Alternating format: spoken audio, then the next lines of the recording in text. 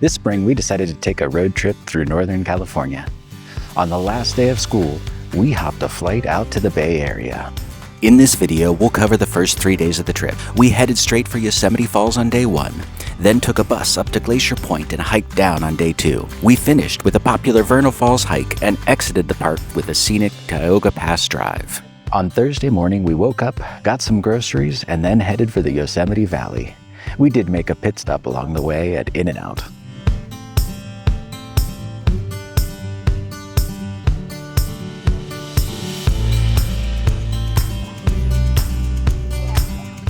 The drive into the park is wonderfully scenic. Our first stop in the park was to check out the mesmerizing Bridalveil Falls.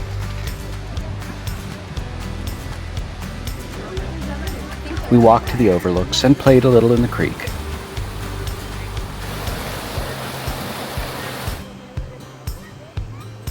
Then we hiked the Upper Falls Trail to the bottom of the Upper Yosemite Falls.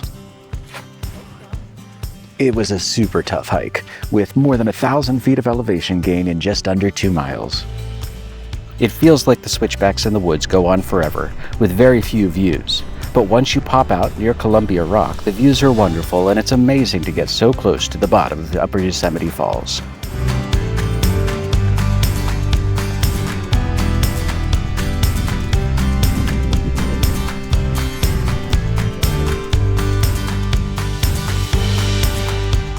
We were beat after the hike, so we headed to Curry Village.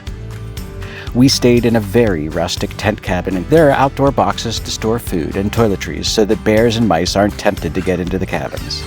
These cabins are a step above camping, but only include a few beds and canvas walls. We checked into our tent cabin and called it a night. After a quick breakfast by the cabin, we spent Friday morning driving through Yosemite Valley and stopping to admire the views.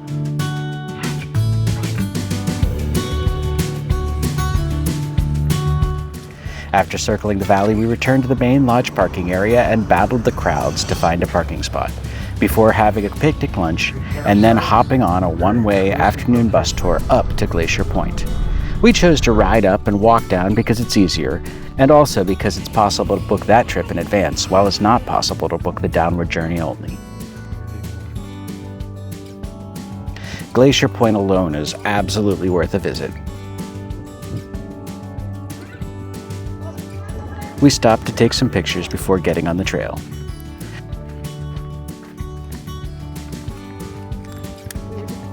The 4-mile trail was absolutely stunning, probably one of the best hikes we've ever done. We walked from view to view to view. There were views of Half Dome and Yosemite Falls and El Capitan.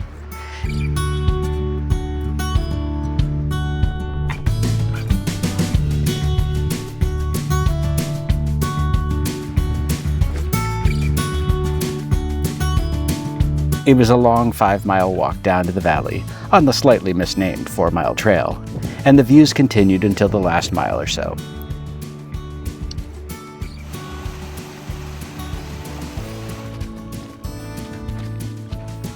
We planned to take the shuttle bus back to pick up the car, but our bus driver helpfully pointed out that it's much faster just to walk across the valley.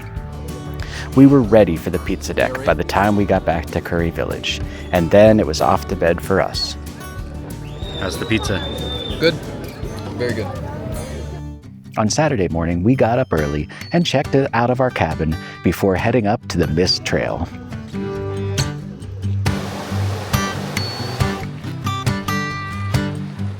The Mist Trail was super crowded, even by 8 o'clock when we hit the trail, but the views are absolutely worth it. It's a tough uphill walk to the falls, but they're incredible to behold.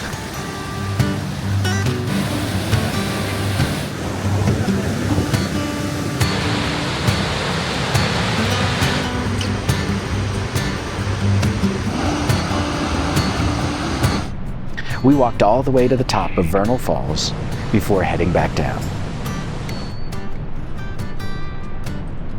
After hiking the Mist Trail, we headed to the back of Yosemite along the Tioga Road. We stopped for lunch here at Olmsted Point. From here, we'll make another stop at Tuolumne Meadows and then plan to finish our day with a stop at Motto Lake.